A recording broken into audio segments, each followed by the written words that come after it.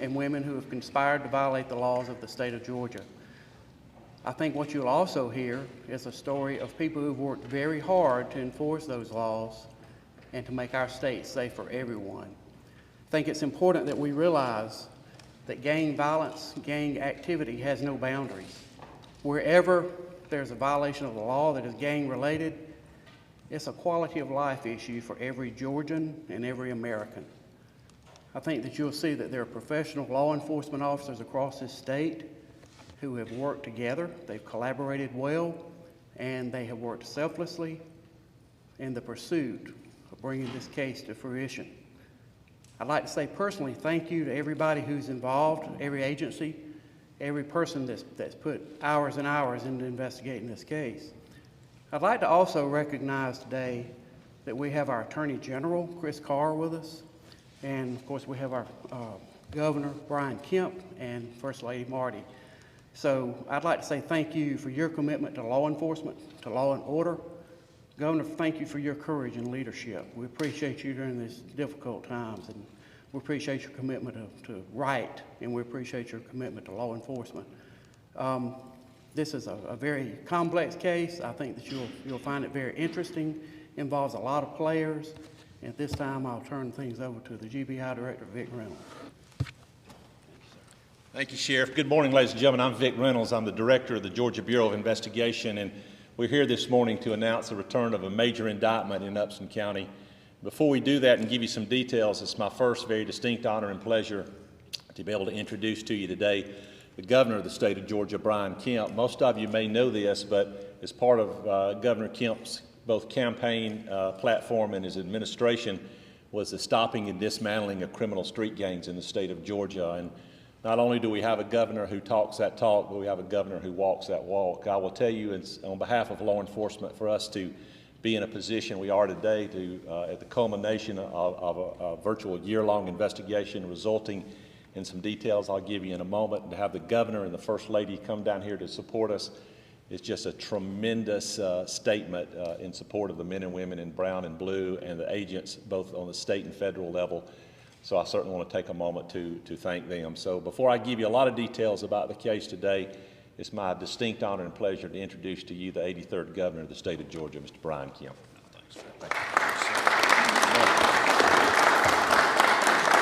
Thank you, Vic, for that, and I'm honored to be here. I just want to first acknowledge, as Dan and Vic both did, all the professionals that we have in the room that have worked day and night, literally, on this case and many others to get us to this point today.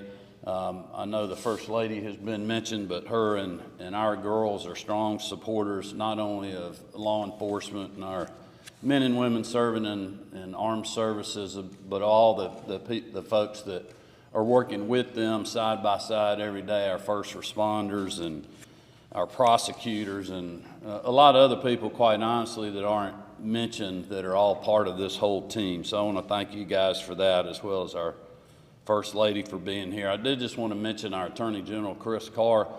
There's no greater team player in the state of Georgia than Chris Carr when it comes to stopping street gangs and going after drug cartels and ending human trafficking. It's something that he has worked on for a long time. Chris, I want to thank you for your support, not only of my administration's agenda, but all that the First Lady's been working on with human trafficking.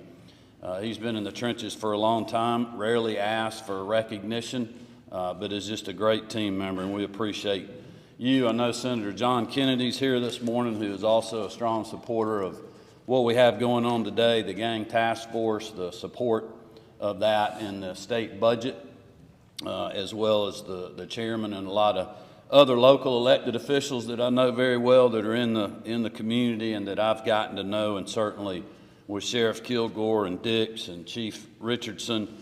We appreciate all of your leadership on the ground. And of course, the DA Broder, thank you for a great job that you're doing. I had the honor of appointing her to this position back in February, and as you can see, she has hit the ground running. So we are very excited about that, and I want to thank you for being a strong partner with us at the state level and being where we could make today's announcement possibly. And last but not least, I'd like to thank Vic Reynolds and all the folks at GBI, not only the gang task force, but Vic, all of your team, we have worked hand in hand, not only on cases like this today, but on many, many other issues, intelligence gathering and other things that we've had to deal with through some of the civil unrest that we've seen.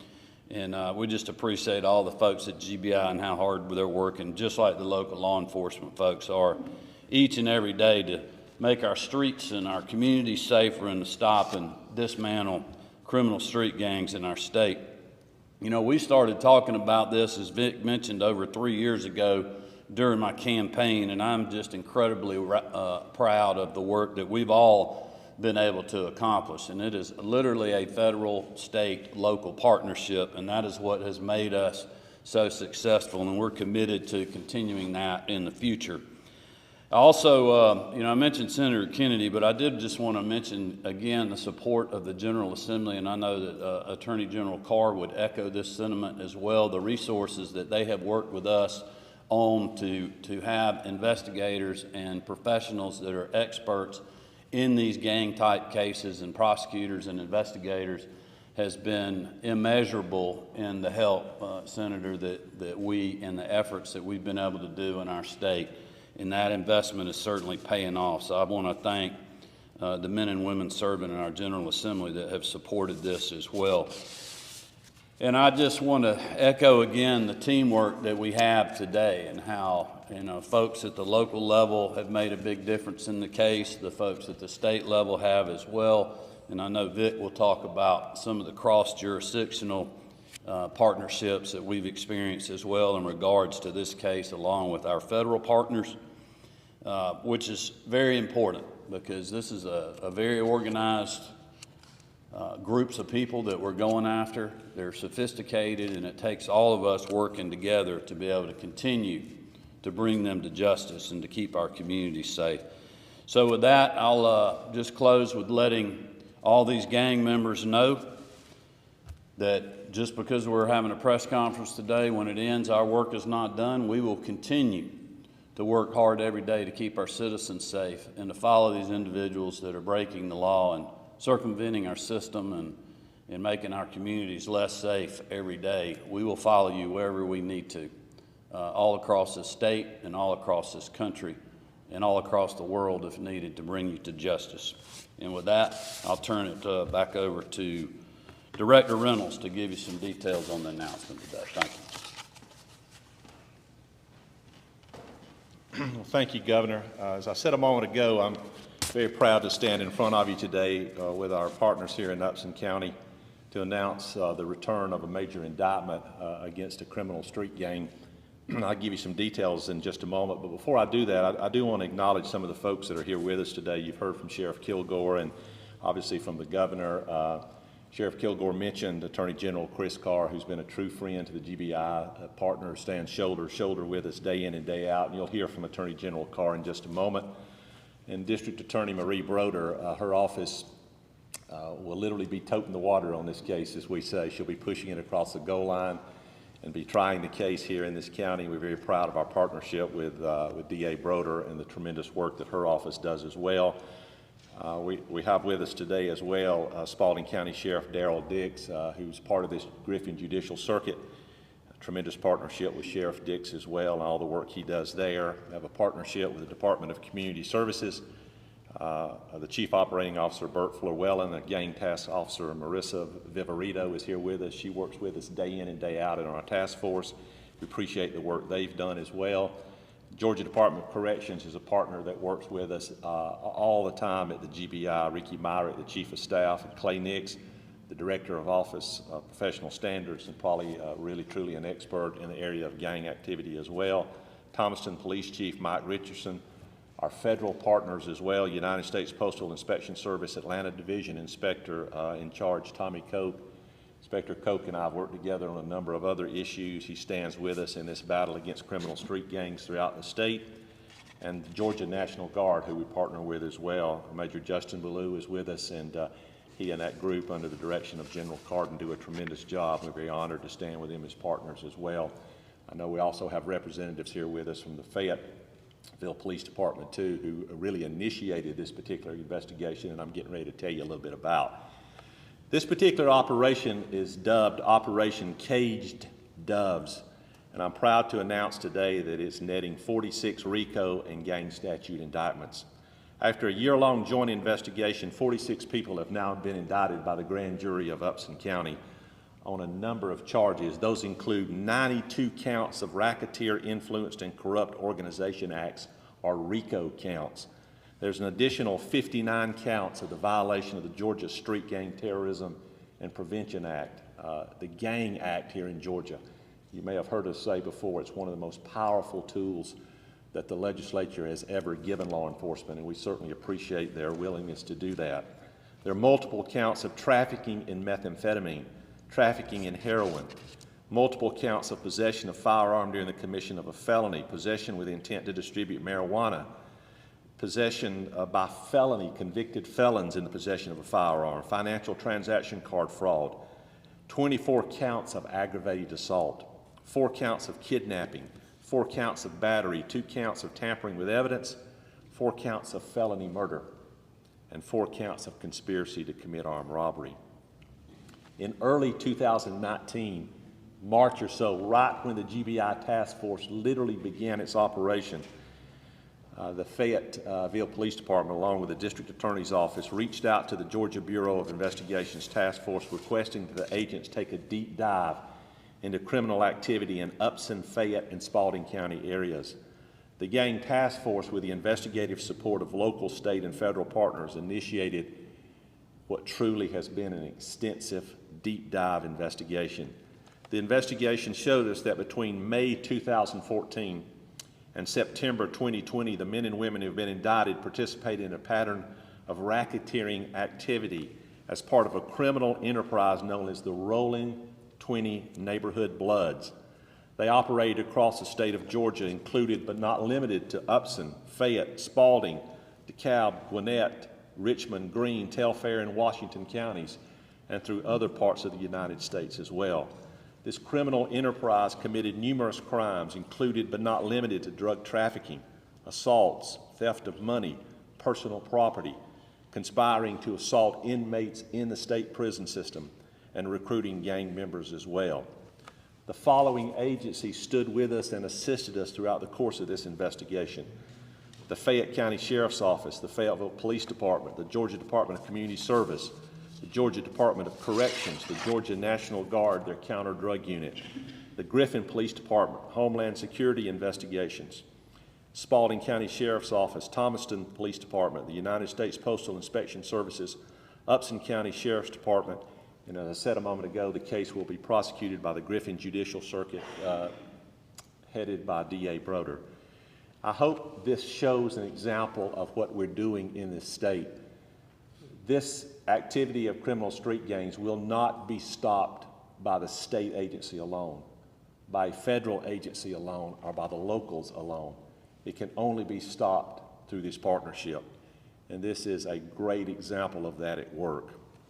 I will tell you, yes, in addition to what I've just told you about the case, some great news that we just learned late yesterday. GBI gang task force members flew out to Los Angeles, California, for the purpose of looking for the ringleader of this particular group, a gentleman by the name of Ronald Elwood Chapman. Mr. Chapman, we believe, is a third-generation member of this particular gang. And through evidentiary matters, we discovered that he was making organizational decisions regarding the expansion of this group and this gang throughout Georgia, South Carolina, and other states. We issued warrants for his arrest, and late yesterday, GBI gang task force members standing beside LA County Sheriff's Office members, LAPD, and the FBI Fugitive Task Force placed Mr. Chapman in custody. I'm happy to tell you that today he is sitting in the LA County Jail, and I'm sure Ms. Broder will comment in a moment. Our plans are extraditing him back to Upson County to face these charges. So I can't begin to tell you, as the governor pointed out, as the sheriff pointed out a moment ago, how extremely proud I am personally as a director of the GBI for the tremendous work done by the GBI task force, and even more than that, for the partnerships of these men and women standing behind me. That is unequivocally and categorically the only way we're going to defeat these criminal street gangs. and you will see this continuously throughout the state of Georgia and various other parts as well. As the sheriff pointed out a moment ago, and as the governor pointed out as well, one of the partnerships we have is with our Attorney General's office. It's my honor and pleasure now to call on Attorney General Chris Carr for a few comments. Chris.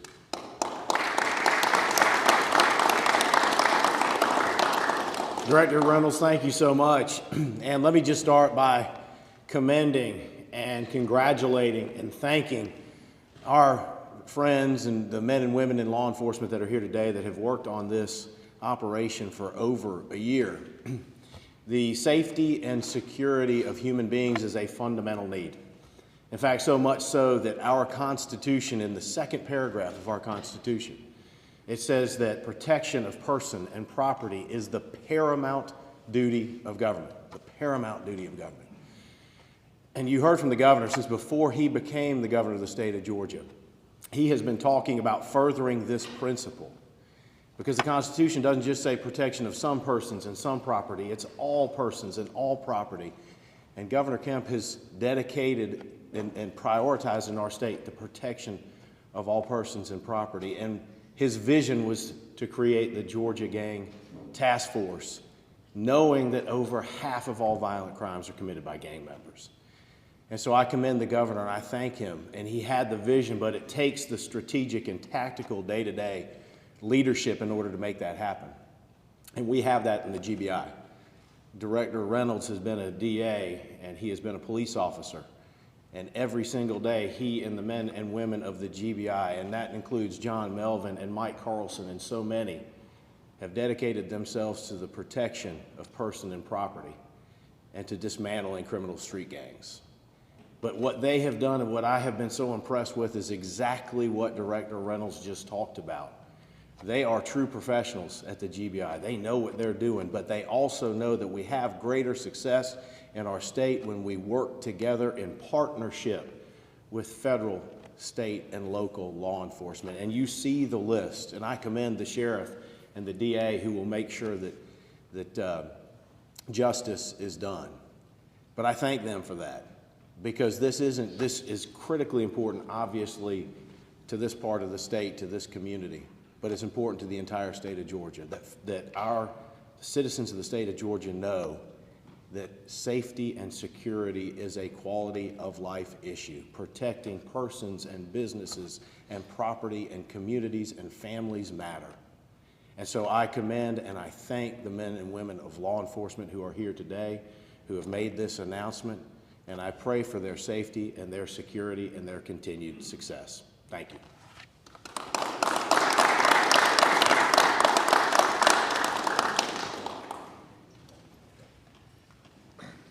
You know, one of the things we've learned in these cases, certainly as a former sitting elected district attorney, is that these cases, law enforcement can work as hard as they can and make these type of cases, but in the end, pushing that case past that goal line, we stand with and depend on our prosecution partners, and we're so fortunate in this circuit to have a district attorney who's willing to do that. So it's my honor and pleasure as our last speaker this morning to call on the district attorney who will be handling this case, DA Marie Broder. Ms. Broder.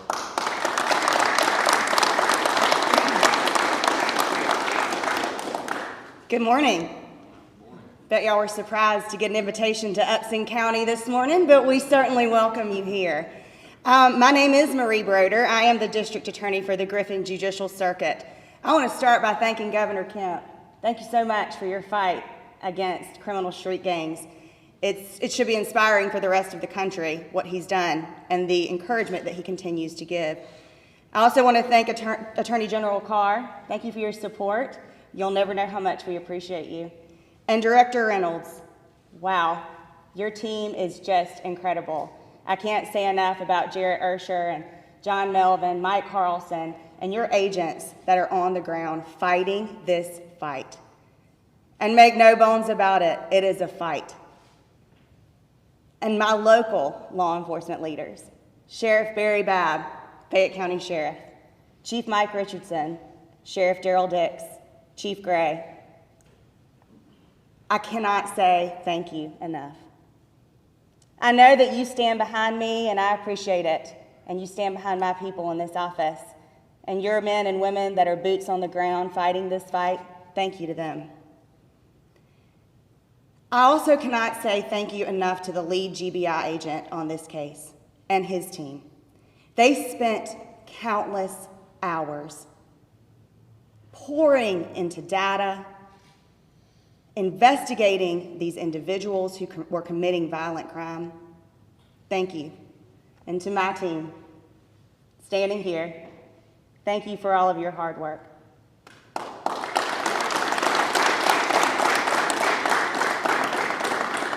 As you all have heard, this was truly a group effort. It was important to me because I've served this community, Upson, Pike, Spalding, and Fayette County for many years. I have seen firsthand the suffering and the evil that gangs inflict on our community here. They thrive by targeting those who are often overlooked, promising easy money and often delivering nothing but a criminal record and a lifetime of regret. They are violent criminals that deprive our community of life, liberty, and the pursuit of happiness.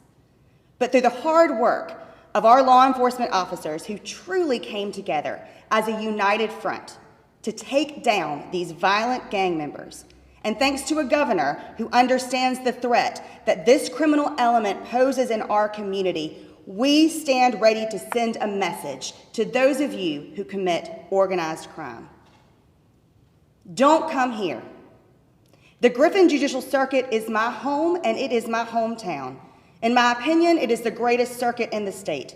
And as your district attorney, I will do whatever it takes to protect this place that we call home. That is why I have partnered with all of these agencies to bring this case to an Upson County grand jury. You see, over the past several years, I have watched as gangs infiltrate our circuit.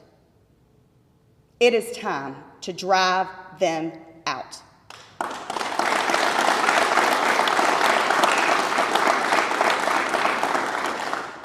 Gang members, this is for you.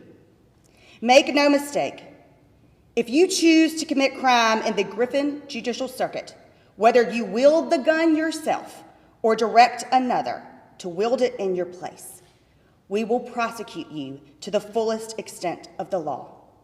No matter how many miles we must travel, we will find you. Justice will not be denied. Director Reynolds is right. We will extradite Mad Ronald Chapman and those others that have been indicted across the United States. We will bring them to Upson County and we will prosecute them. In conclusion, I look forward to working with my team and my law enforcement partners to ensure that those evildoers who have acted with impunity for far too long are punished. Today, this day, we take a strong stance against gang activity because the Griffin Judicial Circuit is no place for organized crime. Thank you.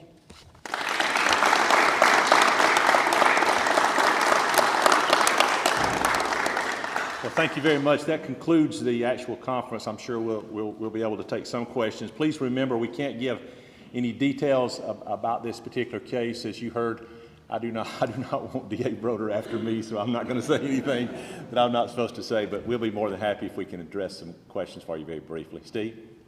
Just looking up this gentleman briefly, trying to find some more information about him. Without giving the details, how does this end up here in Upson County from the streets of L.A. to rural middle Georgia? How does that happen? Well, one of the things we consistently see in these gang operations is that it doesn't end at a county line. You know, years ago, you would think about a criminal street gang as perhaps ruling from 5th Street down to 18th Street, and that's not the way it operates anymore. They go across state lines, all motivated by one factor, and that's greed. That's criminal activity, greed, and money. And so we're seeing individuals from other states giving orders in gangs to expand the gang activity in a particular area, to do certain particular types of crimes in those areas. And when we find that, as D.A. Broder said a moment ago, we're going past the state lines to bring those individuals to justice wherever they committed their acts, even if they're doing it by instructing others to do it.